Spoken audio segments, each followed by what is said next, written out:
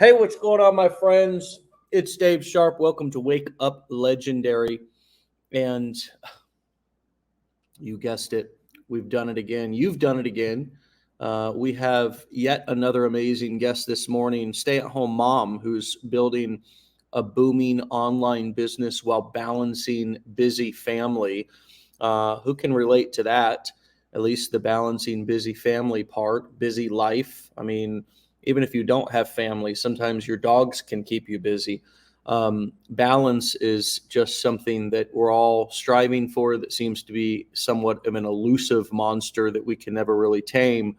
But what if we could tame it? What if we could access it, or at least some of it, while building a business and kind of moving towards more financial stability and security, doing that in a more comfortable way, specifically by working from home or working from your computer or even your phone, right? Which is one of the great benefits of this here tool that we have in our hands today. It's a gift. It's also a curse. We can spend time wasting it, scrolling, consuming, or we can use this beautiful little device to help us build a business. Each guest that we have on this show, if you're brand new and just coming or tuning in, we don't script, plan, prompt, prep anybody on this show. You hear it as I'm hearing it. Somebody could get on here and go wild and say crazy things, and well, we're live. You would hear that right from the horse's mouth. Hopefully today we also have uninterrupted Facebook service. As many of you know, yesterday we had a big outage, okay? The world stopped for about 2 hours. I know many of you didn't know what to do with yourselves. I was a little stumped as well, especially since the outage happened right during the middle of the show. So hopefully we have uninterrupted, no technical Facebook, Zuckerberg gremlins who are going to come out to try to get us today, and we can have a wonderful conversation with Sarah. Welcome to the show. Thank you. I'm so excited to be here. Oh, man, it's my pleasure. It's my pleasure. It's exciting to have you here. Talk to us about how you got here. How did you, stumble upon us? What were you looking for? And what have you found since being here? Well, it's a really funny story, actually. So I just had a baby in July, and it was around June. I was like sitting there, beached well, and just trying to figure out what do I want to do? Do I want to go back to work? Because I'm a teacher, and I knew I would have time off, and we were getting ready to move. I have a very crazy life, Dave. And so I came across someone at that time and saw the course. I remember laying in bed specifically, and I was just like, nah. Like I don't know what this is. I don't think this is for me. So then we move, and I'm scrolling on my phone, and of course, once we've seen it once, other people start trickling down our socials. And I swear it's a God thing, because I was on someone else's video and I was trying to read it. And then I guess as I was holding the baby, my finger happened to hit someone else's name. And I'm sure it was because they followed that person or whatever. And then it happened to be Caroline Hannay. And I saw her and I was like, I know this person, personally. I know this person. And I, of course, started just stalking all of her stuff. And I was like, this is Caroline. Oh, my goodness. So backstory, our husbands worked together in San Diego. They were in the Navy together. Wow. They deployed together. They were very, very close. Caroline and I hadn't hung out per se, but we had gone to church together, all the things. And so I called my husband. I said, when you get home, we need to have a conversation. And I was like, you're going to think that I'm crazy because it's just one of these other things, And I was like, I actually saw this months ago and I just didn't want to jump on it. But now that I see that she has done it, and she, tells her story of how she had no idea what she was doing. She has no history in marketing, and just the growth that she had. I was like, if she can do this, I can do this. And he was like, yeah, absolutely. So I took the course. That was in October. So from June until October, that's when it really hit me. Took the course and got everything going. But of course, I wanted to wait until everything was perfect before I launched. Yeah, of course. But then it got to a point that I was just like, I'm tired of waiting until it's perfect. It's never going to be perfect. And so I shot my first video randomly sitting in the car at my daughter's doctor's appointment and posted it to Instagram and just started it then. But yeah, so it's been crazy, like seeing someone that I knew actually do it. And I hate that it took that, because the potential is there. And that's what I tell my audience all the time. Like, don't be like me. Don't wait until you see that person, because they may never come by. Like, let me be that person to tell you my story, and that it works, and that you're able to put these systems into play and build your own business. Wow. Wow, what an interesting journey getting here. And it's always nice to see somebody that you know. Most people who see people that they know doing things have the opposite reaction. Unfortunately, it's a reaction sometimes of kind of negativity, skepticism, doubt, jealousy, and a host of other emotions that keep them from taking action and becoming curious. They instead become judgmental. And I want to just, validate you for being curious and having that kind of curious attitude about yourself, because that really is, such a valuable perspective and approach in all of entrepreneurship. It's going to be something that will serve you well. And I hope everybody is able to take that away from the story, because I'm sure you now are experiencing, Sarah, if you haven't, you certainly will, people who are not curious in a positive way about what you're doing, and you have to learn how to navigate that. Yeah. Whether it be friends, family, people that another thing. Oh, she's doing another thing. What is it this time, Sarah? Yeah. Right? Kind of that condescending, passive aggressive type comments. Have you had any of those in being the positive, curious person that you are or have been? How do you navigate and handle when somebody is not positive and curious towards what you're doing? Well, that's when I come out with, proof, honestly. And I show them the people who have come before me. But essentially, I mean, I was definitely nervous to tell anyone whenever I first launched, as most of us are. We're like, let's just keep this hidden over here. We're not going to say anything. We're just going to do our thing. But then some people find you because it's like recommended. And I remember as people would find me, I'm like, oh, I'm going to have to talk to them soon. Oh, they're going to bring it up.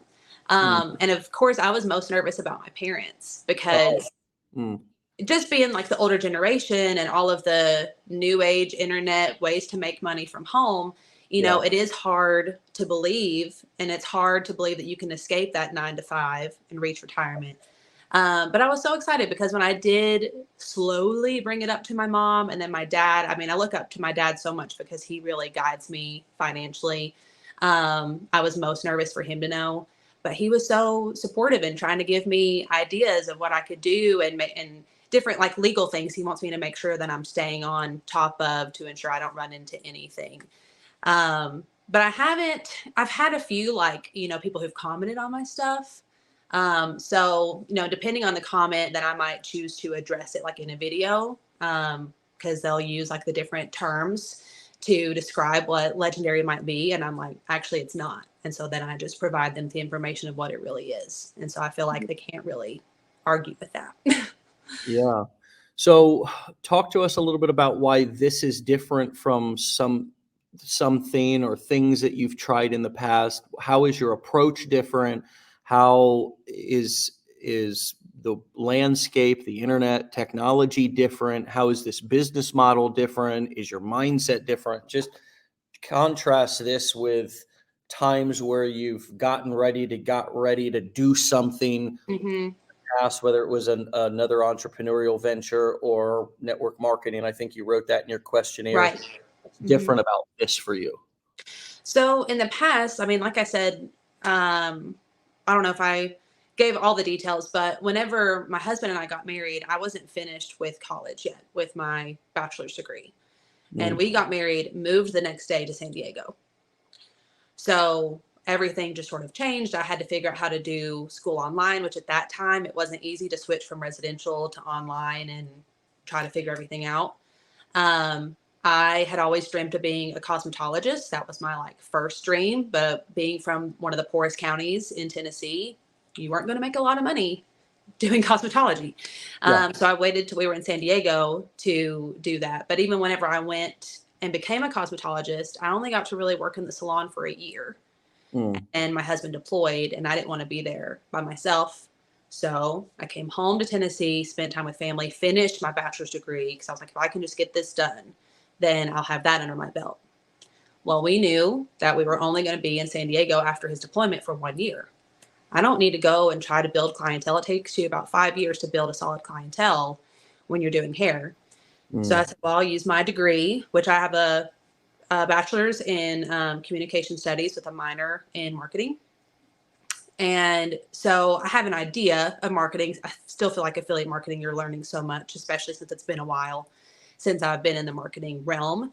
So I did do internet marketing with a company, and I focused on veterinarians specifically. We provided, the websites, the branding, all the different things. So I worked there for a year. And I think the biggest thing with all of this is that now that I'm pursuing this venture, and I have done network marketing, to speak on the differences of that, is that, again, there was still the whole skeptical side of it. Can you really do anything with this? I was working with a jewelry company. I worked with a weight loss company. There's so many different things that you have to do to show the product, to show, proof that you're losing weight or staying fit, having parties. This is so different because you don't have all of that weighing on you. You can legit just speak into your phone, take a video, talk with people online, explain the value with it. So there's that difference there compared to network marketing. But specifically now is that we are finally, we moved from San Diego to Lynchburg, Virginia, to now we're in Tennessee again. And now I know that I'm going to be here for a while. And I haven't had that beauty with any of my positions before. I couldn't really fully commit because I never knew where I was going to be. And I even got my master's to become a teacher, because I was like, okay, once we get somewhere, I can just be a teacher.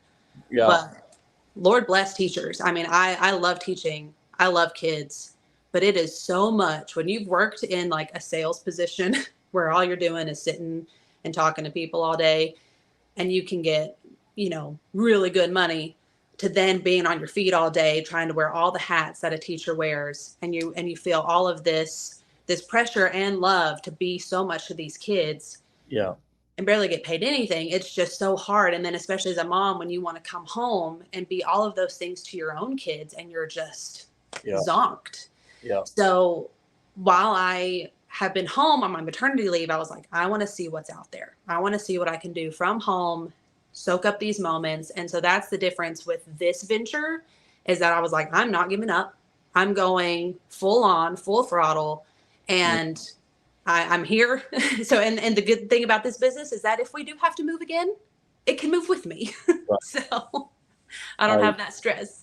I was thinking that as you were talking about cosmetology, or even if you're a teacher, if you're moving around a lot, that's not only disruptive to you, but it's also disruptive to the students who, if you have to move in the middle of the year, now all of a sudden they're losing their teacher. And my kids in the Montessori school that they go to, my daughter is 7 now. She was with the same teacher for 3 years. Oh, wow. Yeah.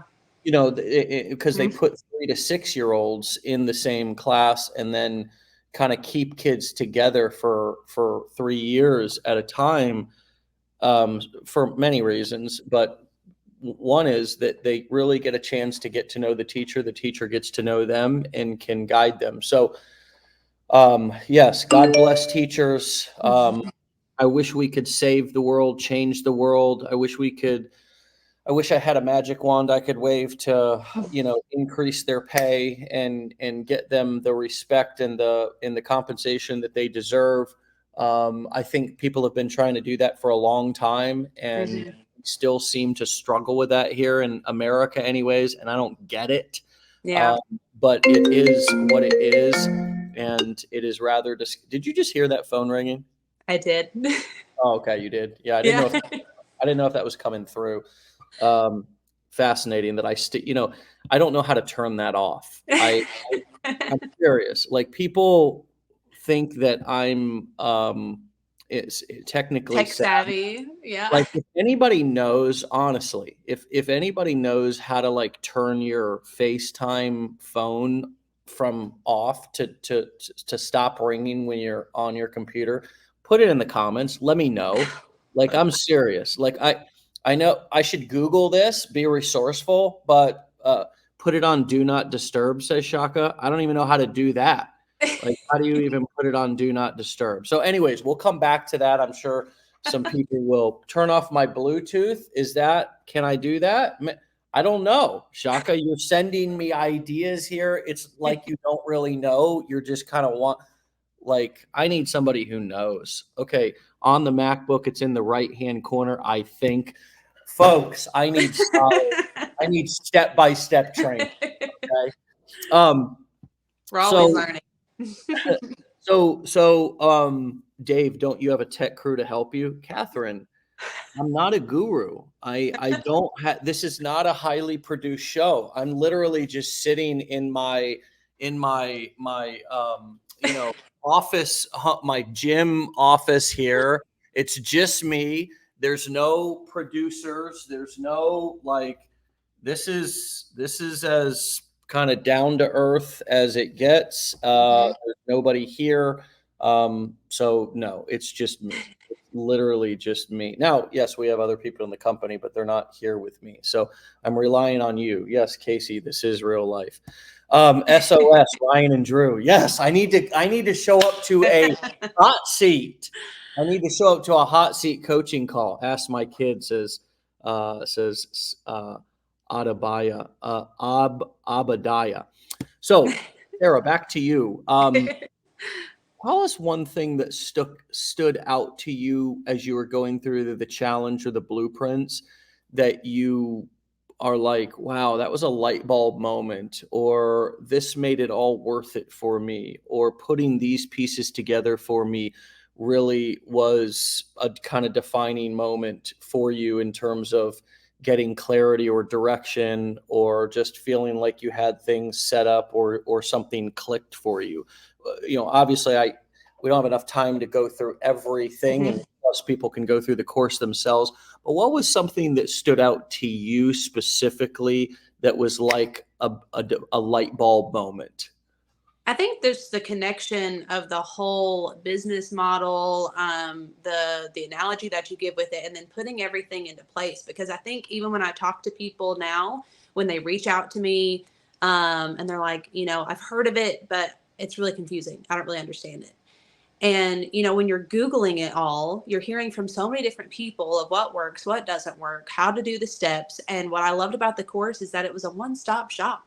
I mean, you gave us step by step each day what to do, how to create a sales funnel, how to do our email marketing, and why it matters. And I feel like that's something I even have to look back on with myself, because we can get so zoned into, okay, I've got my sales funnel done. That's done. I've set out a few emails that are ready to go for those who submit their email into my sales funnel. And then I've just got to get these posts going every day. And so we get so caught up into the posts every day that sometimes we forget about the email marketing and how much value that can come from that. And I'm speaking to myself personally, not to everyone else. I learned so much within these lives of what people are doing. And that was like a huge thing for me. And especially yesterday, when everything shut down and we don't know what we're doing or how we're going to be able to contact people, I instantly was like, okay, I'm going to go send an email real quick, let everyone know, hey, Facebook and Instagram are down, but here's some information that you can use. If you need to message me, just send me an email instead of using those social apps, because we don't know when they're coming back. So I think just all of the factors that go into it that we may not think of if we're just jumping in without any kind of course to teach us. That's interesting. Jessica says, I also find the email marketing to be really hard to keep up with. And I wonder what you mean by that, Jessica. Do you mean that just in the beginning, it's hard to wrap your mind around? Or is that because the thing that's interesting about email marketing is that, by the way, I think I got it, everybody, on the FaceTime thing. I just actually opened the app here on my phone and just quit FaceTime, right? And just basically logged out of the thing. So I think I'm good. Thank you for all of your suggestions. Really appreciate it. Sometimes just clicking around and I always just hit decline, and then it just keeps raining, you know. But email marketing, I love that you touched on the fact that yesterday social media essentially went down. Facebook and Instagram were like down for a few hours. There was a couple of weeks ago that AT&T, I believe, it was also down for like a few hours. And you know, the conspiracy theorist came out. Maybe the end of the world is coming. We don't know. But the truth is that, you know, you don't own your social media profiles. I mean, whether the site gets taken down or whether your profile gets taken down. And by the way, your profile can get taken down for lots of different reasons. Nowadays, it's all basically observed and kind of managed by artificial intelligence. So if something pops up that's a flag, maybe you don't know about it, a word, something that you post, something that you say, your profile could get disabled. It could get permanently deleted. I sort of look at social media profiles as sort of like rental properties. And instead of creating cash flow, they create traffic flow for me. I don't actually, I'm just using now rental properties, of course, you own, but imagine if you didn't, right? Which is kind of an even cooler concept. What if you could just kind of go squat in a house or go pull up to a house and just homestead it, right? Just plant a flag in it and say, this is mine. I'm going to rent it out now for cash flow. That'd be pretty cool, right? And if you lost the house, somebody came along and was like, after a couple of months, was like, hey, you can't be here. You got to leave, but you don't have to give any of the money back. You just have to get out of here and go find somewhere else to homestead. Take your flags and get out of here. But you had 6 months of rental income that was coming kind of passively, somewhat actively, but mostly.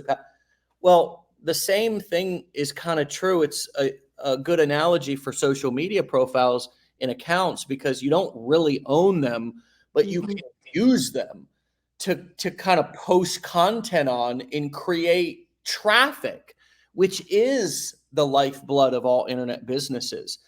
Now, the problem is if you lose one of those, if a platform goes down, whatever, if something changes on the platform, what you just touched on is true. You have an email list. And you can email these people and still communicate with them. And we have had lots of marketers in our community who have had, when you're aggressively marketing, things happen. Accounts get shut down, they get disabled, they get temporarily disabled. I mean, if you're not having that happen, you're probably not marketing hard enough. But they still have their email list. And ironically, email is where people tend to go to do business. They tend to go to social media to escape and get entertained. They go to their email to kind of do business. And so you can send emails and make sales essentially. And so I love that you pointed that out. And the woman who had made the comment about email being kind of hard to grasp, I think that it's like a tool or a bike that it is hard. You do, it does take getting used to. Jessica said, I find it's hard to be diligent with copywriting and effective communicating in the emails, like putting my thoughts into the right words. Yeah, that's a muscle that you haven't worked probably. It's sort of like going to the gym for the first time or the second or the third. It's like everything's hard and everything's sore and everything feels awkward. And that is why most people quit before the miracle happens, because the miracle is when you actually start leaving the gym feeling refreshed and replenished. And if you don't go, you actually feel like something's missing from your day. I'm going to stop there and ask you what's coming up for you, Sarah, in terms of your kind of content creation or email copywriting journey. Is the muscle in getting it used to, has that improved over the last few months for you? Oh my gosh, yes. That's what I was gonna to say too, Jessica, is that when you're making all of your content through, Instagram, TikTok, when you're writing those captions, that's getting that muscle moving for your emails, because I felt the same way with my emails. I set up like maybe 7 that go out when someone first like hops in with that. But even then I was just like, what do I write? I don't know what to put, because it's all fresh. It's all new. It's all overwhelming. But now that I'm like 3 months in, as far as since I launched, I'm writing content every day, 3 times a day, sometimes more if I'm trying to batch stuff.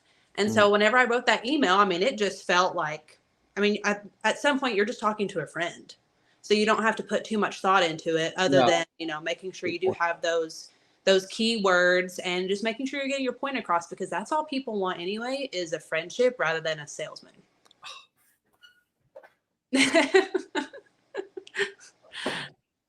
Man, it feels good to throw that hat. Not that I couldn't have thrown it several times before that, but I was just kind of dialed in here with you. What a great point. We really we try too hard to be salesy. And I mean, we can text come on, ladies. Come on, fellas. Are you not? I mean, them thumbs are working all day long on that phone. I mean, come on. I mean, the friends that we're texting, we're just and we're conversating with our friends, blah, blah, blah, blah, blah, blah, blah. I mean, we just go on and on and on. Guys and gals. It's not, but then we literally, when we pull up to our computer to write an email, it's like we just fell off the turnip truck, man. We think we need to, we go blank. We feel like we need to become somebody different, be somebody different.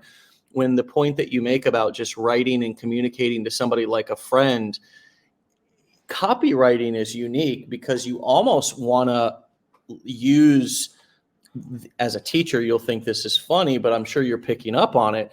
You almost sometimes want to use bad grammar. You almost want to kind of go against some of the kind of main rules of English writing. You don't want big, clunky, chunky paragraphs. You want to break those paragraphs up into sentences so there's lots of white space and they're easy to read. You want to use slang. You want to write like you're texting a friend. You don't want it to sound corporate-y. You don't want it to sound like another sales pitch. So sometimes we get into this and we really do too much. We overdo it and we learn, oh my God, like I need to dial this back. Like I need to just write to people like I talk and make them feel like you want to make them feel like they're reading like a secret text message from somebody. And it's like, oh, this is interesting. This is different. Right. And then all of a sudden your conversions go up, and also the aspect of sharing part of yourself. How have you gotten more comfortable with combining the points that you want to make with story and kind of personalizing it and using vulnerability even by sharing parts of yourself and your journey to build connection and rapport with your audience? Well, I love to tell stories anyway. And a big thing for me is making those analogies that people may not think of. So if I had something happen in my day, I mean, there was even one where I had a dream and I was just like, I'm totally going to talk about this. So that way it just makes a connection, because you never know what's going to resonate with people. And I think just the big thing is just honesty, because what really set my account to, I launched December 2nd.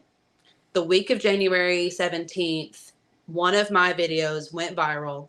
I went from 80 followers to 5,000 followers in 1 week. Hit my first few commissions. And the whole reason behind it was because so many people, in the wealth niche are doing the side hustle videos, right? How to make side hustle money. And, I was doing those, and I just never knew. I was like, should I be doing this too, or just affiliate marketing? And there was the one that it would show you how to make a book or a journal on Amazon KDP, sell it that way. So I actually did that. I talked about how to do it. Then I did it, and I ordered my own proof copy, and I loved it. And I was like, I'm going to show this to people and actually show like, hey, like, people may show you how to do this, but they don't show you a finished product. So here's my finished product. Here's what it looks like. And it's a creative outlet if you want to try to make money online. And if you need help, come to me and I'll help you. So my Instagram started booming. How do I do this? How do I do that? I have all these issues with the sizing, and because it always seems easy on social media, right? It seems like it's just, one and done, but it's not. When you're getting into the layers of affiliate marketing, the layers of making a journal, there's all these sizing things that you have to do for you to actually publish it. And that's not always shared. And so many people are like, thank you so much for showing a finished product. Thank you so much for sharing your honesty and your struggle with this. And that's still why my account is growing. But I am trying to like redirect people, but like, hey, this is great, but I have over 500,000 views on this video and I've sold 2. So you can't just make it, you need to market it. So that's also what I'm trying to teach people how to do, is whatever product it is that you are promoting, whether you're making a book, because that's what a lot of people will say too. They're like, I've made all these books and none of them sell. And I was like, well, it's a really saturated market. You got to figure out ways of how to get the info out there. So just trying to come to them from an honest standpoint. And then again, if I have a really good analogy to try to bring something to an understanding with people, it's those like throwing hat moments. It's like, okay, like she just made that click for me. And that's what I try to look for. Yeah, I love that. And I mean, in celebration of that, off the backboard, I mean, friends, for example, if you have seen and are considering or are doing side hustle videos, they are a great idea. They're a great example of going into a niche and sharing various tips. That's what social media is for. That's what social media marketing is all about. It's about giving bite-sized samples, sort of like walking through the food court at the mall and passing by the bourbon chicken. And then you take a bite and you're like, damn, I want a whole plate of that, right? But they're not putting a plate in front of your face. They're not saying, sit down and eat a whole plate right now. They're just giving you a sample to try to get the juices flowing, get the palate fired up for you to circle back around, or for you to take a bite and be like, damn, that's good. Like, I'm hungry actually. Let me get a whole plate of that. Or the next time you're at the mall, you say, I want to get there, or I want to have some bourbon chicken, or I want to have whatever I sampled. The same thing is true for social media content. And the same thing is true for every niche. If I'm in the dog training niche, what I'm going to put on my social media profile is a bunch of different tips, tricks, secrets, stories, experiences, a plethora of a variety. There is no rhyme or reason. There is no sequence that you need to put these videos in. It's just a random selection of samples. It's like a charcuterie board, just throwing shit out on the table. Your social media profile is a charcuterie board of lots of different things for them to pick at and try. And with the side hustle piece, I love that you took one and actually said, I'm going to do this all the way through. You can then double down and create lots of different videos on the same side hustle. Right.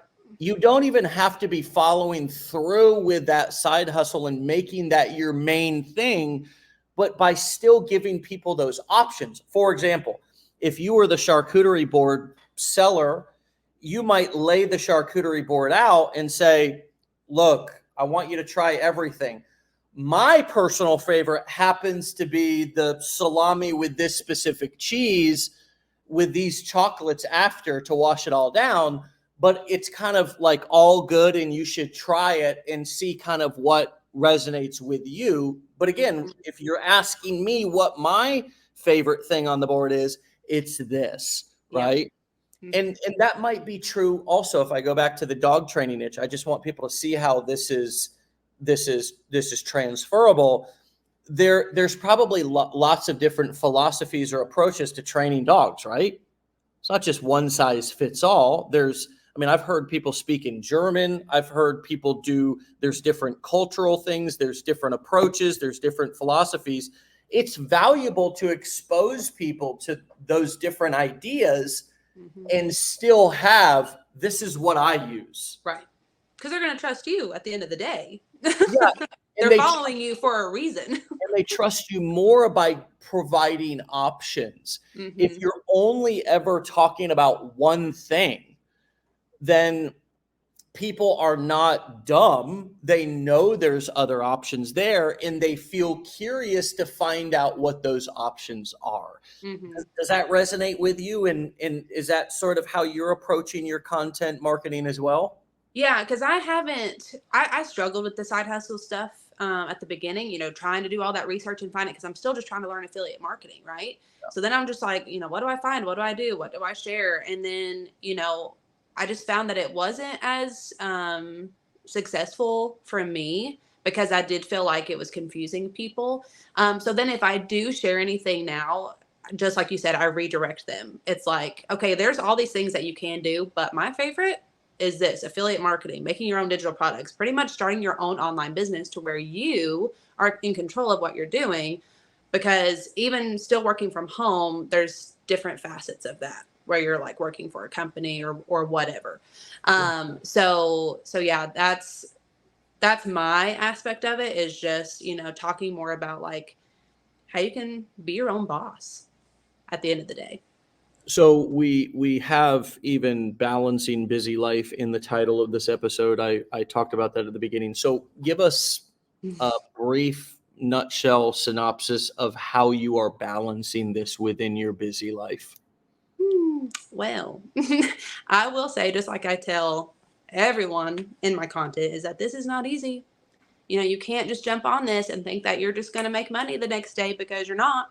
You have to figure everything out. And it's a lot for your headspace. You guys talk about mindset.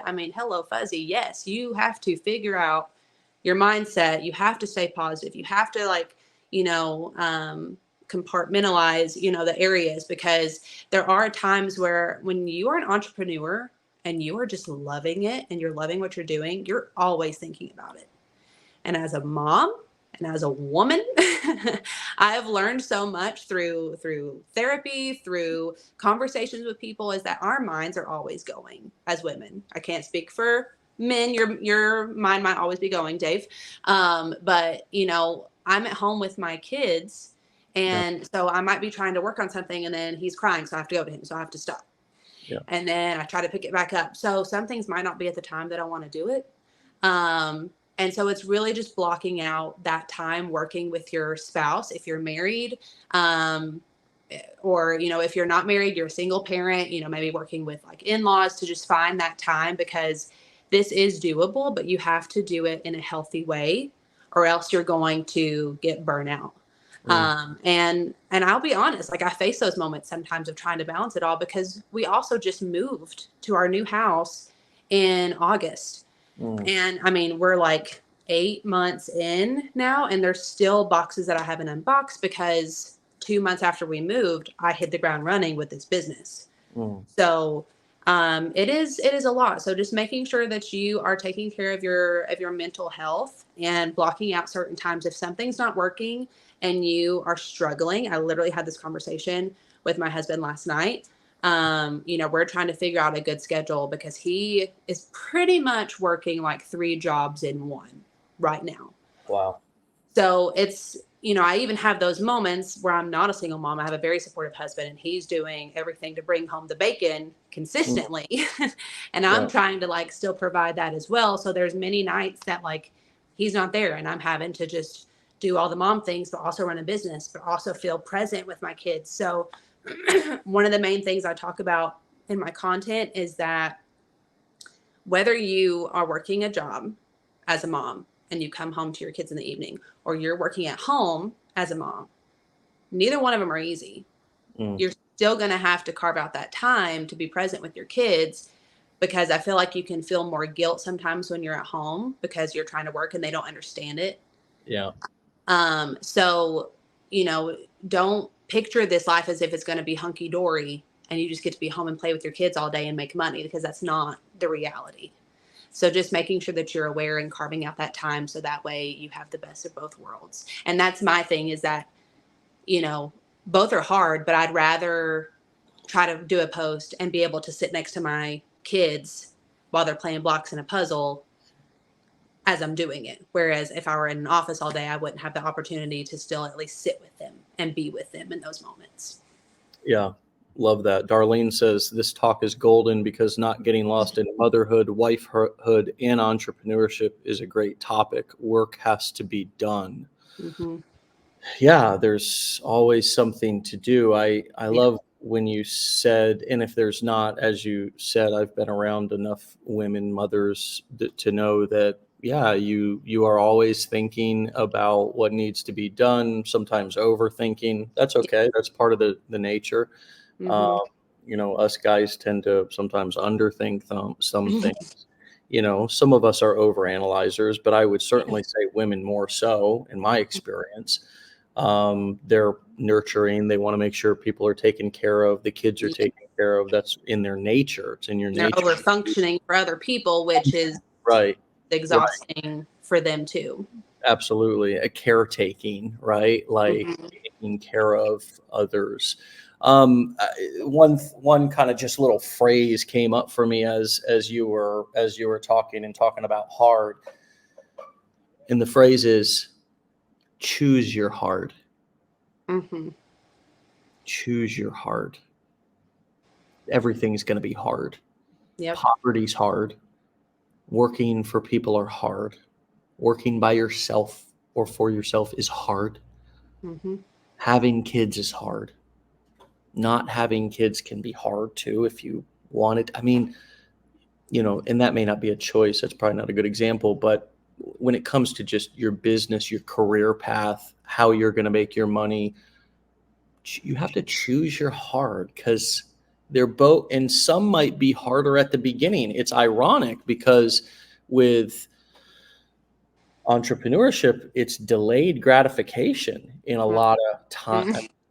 You don't have the steady guaranteed paycheck. And I mean, I've often heard that women love that feeling of security. So I don't know if that resonates with you, but it can be even more. I'm more of a risk taker. So that's kind of in my nature. I would think that it's been easier for somebody like me who's kind of comfortable taking risk and doesn't like thrive on security. But if you are somebody, and again, I've heard a lot of women say that, and a lot of people think that that's one of women's main values just in general. I don't know. You'd have to speak for yourself if that's true for you or not. But if that is true for you, man or woman, entrepreneurship is not going to give you that feeling. No. And that's what's so hard for so many people to start, because they'll be like, oh yes, I see what people are doing. I see the thousands of dollars that they're making. I want to do that. But then as soon as they start, they realize all the work that goes into it and nothing's being made. I mean, even when I first started, my mother-in-law was like, I thought you said this was only going to be like a few hours a day. Like, I feel like you're working on this all day long. I was like, yeah, but I'm hungry. I want this. Like, yes, in the long run, I should only have to work a couple hours a day. But right now I'm building it. I'm doing everything I can to make sure that I only have to work a couple hours a day later. Reminds me of the great Les Brown, motivational speaker. You got to be hungry. That's what he says, man. You got to be hungry. Yeah. Yeah, you can. I mean, I was the same. Way. I worked so many hours for so many years. And I mean, it wasn't always because I needed to. It was because I was hungry. I was obsessed. Again, and I think this goes back to another one of those common entrepreneur cliches. I'd rather work 80 hours for myself than 40 hours for somebody else. Yeah. There's truth to that. There is. That's been my experience. It's kind of like, I don't know. I didn't really ever come into this hoping to only work a couple of hours a day. I don't remember that being my goal. So maybe I had different expectations than maybe some people do. I never really looked at any of this ever as a get rich quick scheme. And Right. I really honestly feel bad for people who do and who kind of have those expectations, because that can be disappointing. And over the years I've tried to be more and more transparent while still being a marketer. I mean, it's not a very attractive message to go out and say, hey, buy this and it's going to be the hardest thing you ever do in your life. You got to kind of mix reality. You got to mix the cons with the pros, right? Because while it might be, and I like to say, while it's going to be the hardest thing you ever do, it's also going to be the most rewarding thing you ever do, like if you stick with it. But yeah, if you have an attitude of like lotto mindset and you want something to happen fast, I also find that in life in general, like whatever you try to force doesn't happen. Like you have to be willing, like God, the universe, whatever is, whatever you believe typically tends to, give us things sometimes even when we don't want them, or when we're not particularly looking for them or trying to force our will on them, right? That's why the old phrase, thy will be done, is so popular and so true, because it's like, stop trying to force your will. Like there's this, if this happened, if entrepreneurship and business building happened the way everybody wanted it to happen, success wouldn't be that sweet. It would just be something everybody's entitled to it, right? Yeah. And so that's how life works. It's like everyone says, they're like, if it's that easy, then everyone would be doing it. Exactly. So there's a reason you have to work for it. So what have you learned about yourself in these last few months doing this? What have you been reminded about yourself? What have you learned about yourself? Can an old dog and I say old dog, I mean, we're both about the same age, I think. Maybe you're a little younger, actually. Let me see here. Maybe. I just had a birthday. I just turned 31. Oh my God, you're so much younger than I am. But still, you're mature. You've got a family. Some things. You've got some life experience. Some people your age are set in their ways. But what have you learned new about yourself that's been empowering or interesting over the past few months? I guess just the resiliency, and like, even though I feel like I might be breaking at times, and it's not so much with this business, it's just the reality of juggling it all. I mean, we Eggarts, we don't do anything small. When we moved from San Diego to Lynchburg, we were pregnant with our firstborn and didn't really have jobs. We're just trying to figure out what we were doing. My husband was going to school, and I was like, I'm gonna be a stay-at-home mom. And so then we wanted to move back to Tennessee, and I was teaching at a school in North Carolina because we lived like right near the edge of it. Got pregnant, had another kid, just to have the kid in July, move into a new house in August. And like, I think just the resiliency of that, even though I have all these things facing me, I'm asking for more, and I'm willing to put in more. But still learning about myself, that I do need to take a step back and figure out what brings me joy outside of being a mom, outside of being an entrepreneur, outside of being a wife, so I can have those moments to just sit back and relax, and then I can hit the ground running again. So just trying to sit back and find those moments. I love that. And I think we all as parents kind of get, men and women, like we get so excited and obsessed about parenthood, and then we kind of lose ourselves in it. And then we're kind of like, wait, who am I again? Like, I mean, some people call it an identity crisis, call it what you want. It's just kind of like reinventing yourself, in my opinion. It's kind of like, yeah, taking a step back, like, what do I want now? Like, what's this next chapter look like? How do I need to reinvent myself? What do I need to change in order to step into the next best version of myself to be able to now not only sustain and kind of survive, but thrive with this new life that I've built. And I love that for you, and I love that for everybody who is kind of who that resonates with, because that is, to me, what life is about. Like, life to me is about change. I love change. I love, and maybe that's a learned thing. Like, I don't know. Like, some people, it seems like the majority of people in this world, change throws them way off, and it's like they just stay the same for 30, 40, 50 years in the same job and the same house and the same. I'm not judging that. That's fine. For me though, what I like change. I like things to be evolving, not chaotic change, not traumatic change. Well, and I think it goes back to the life, like your story, Dave, is that, you had to change, right? Yeah.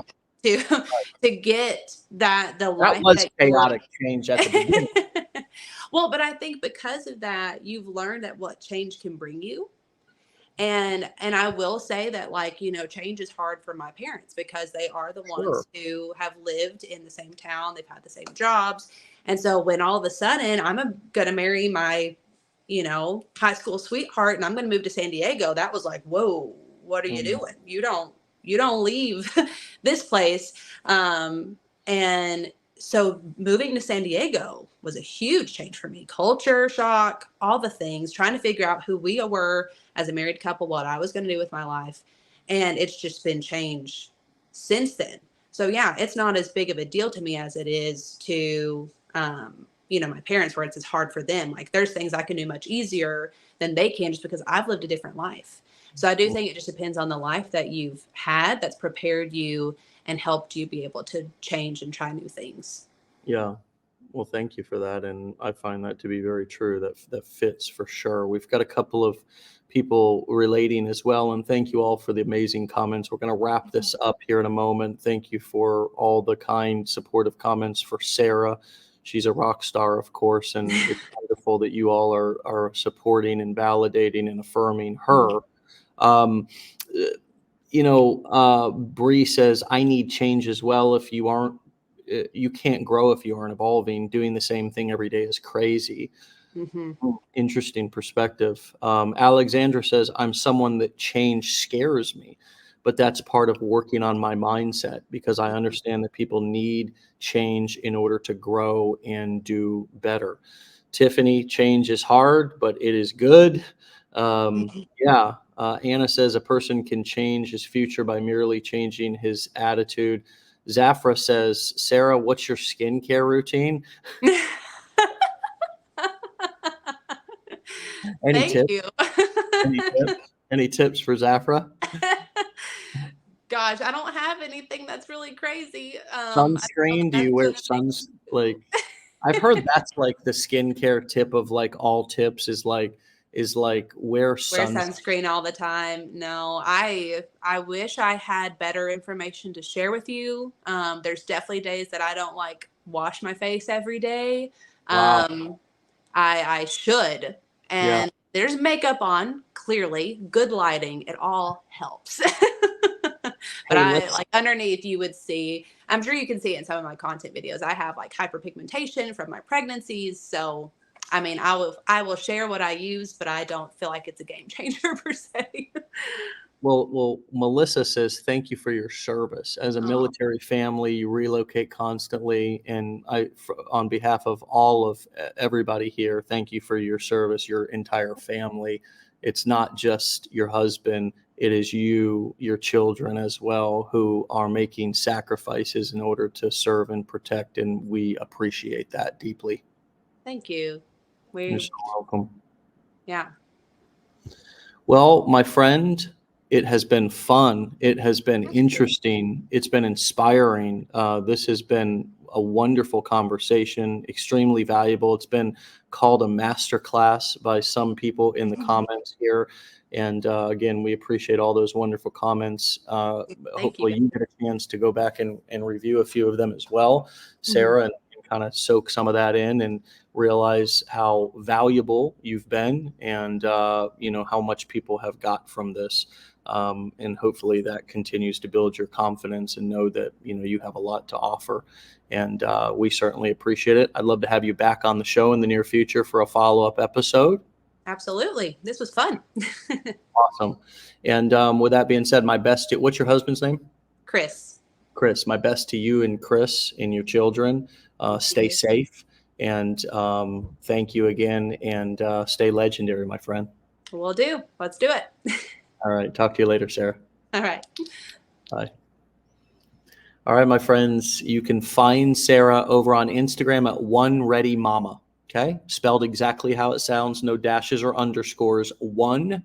And that's spelled out ONE. One Ready Mama. MAMA. Beautiful, wonderful episode this morning. And even better from a wonderful military family.